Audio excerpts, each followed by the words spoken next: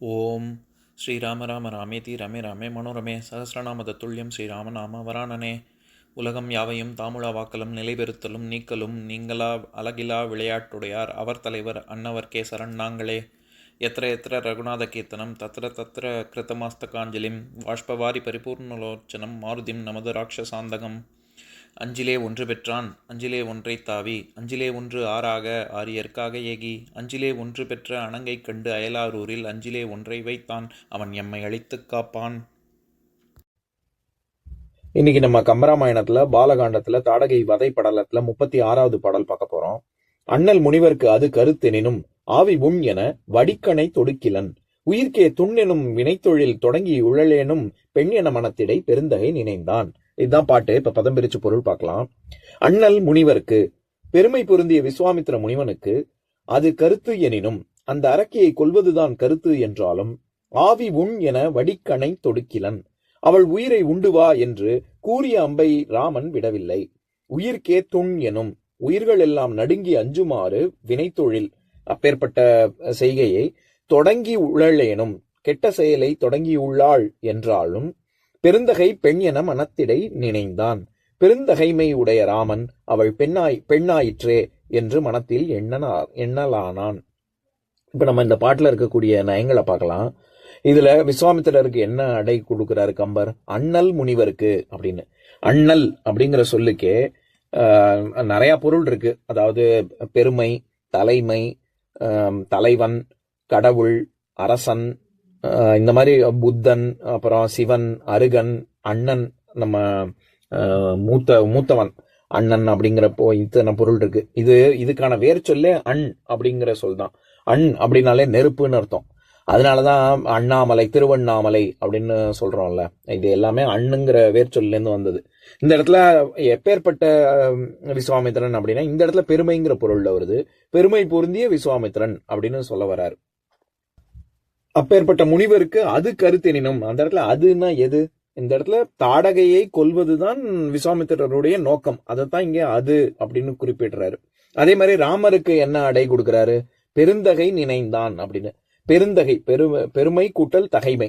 பெருமைனா ரொம்ப புகழோடு இருப்பது. தகைமை அப்படின்னா அந்த தகைமைங்கிற சொல்லும் நம்ம ஏற்கனவே பார்த்திருக்கோம். அதாவது இது தகுதி, தகைமை, தகை, இந்த எல்லா சொல்லுக்கும் வேர்ச்சொல் தகு அப்படிங்கிற சொல் தான். அதாவது தகுதி, பொருத்தமாக, ரொம்ப ஒப்பற்ற தன்மை கொண்டவன், நம்ம எக்ஸலண்ட் அப்படின்னு சொல்றோம்ல, சரியா பொருந்தி இருக்கு அப்படின்னு. அதுதான் தகைமைங்கிற சொல்லுக்கான அர்த்தம். அதனால இங்க பெருமை, தகைமை இது ரெண்டும் சேர்ந்து ஆனா யாரை குறிக்குது? ராமனை குறிக்குது. அதனால இது அன்மொழி தொகை. இந்த பாட்டின் மூலமா கம்பர் சொல்ல வர்ற கருத்து என்னன்னா, முனிவர் தாடையை கொல்வதுதான் அவருடைய கருத்து என்று ராமனுக்கும் புரியுது. அப்படி இருந்தாலும் ராமன் என்ன யோசிக்கிறான்?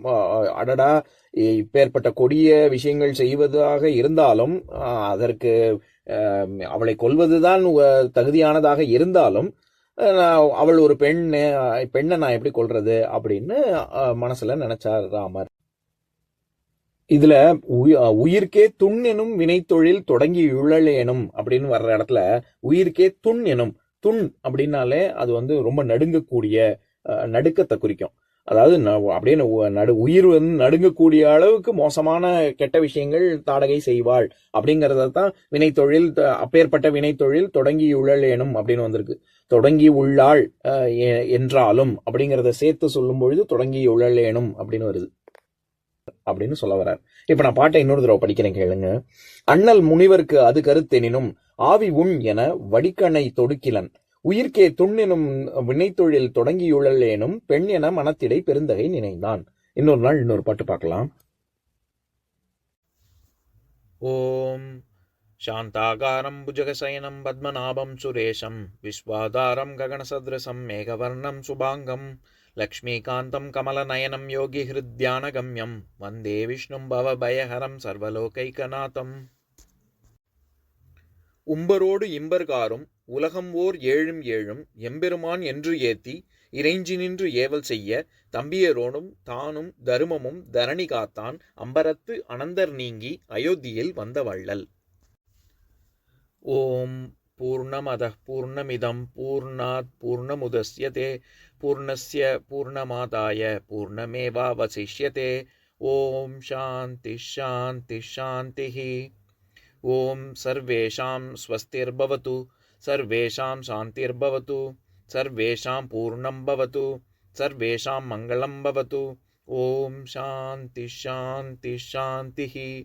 ओम सर्वे भवन्तु सुखिनः, सर्वे सन्तु निरामयाः, सर्वे भद्राणि पश्यन्तु, मा कश्चित् दुःखभाग् भवेत्। ओम शांति शांति शांतिः।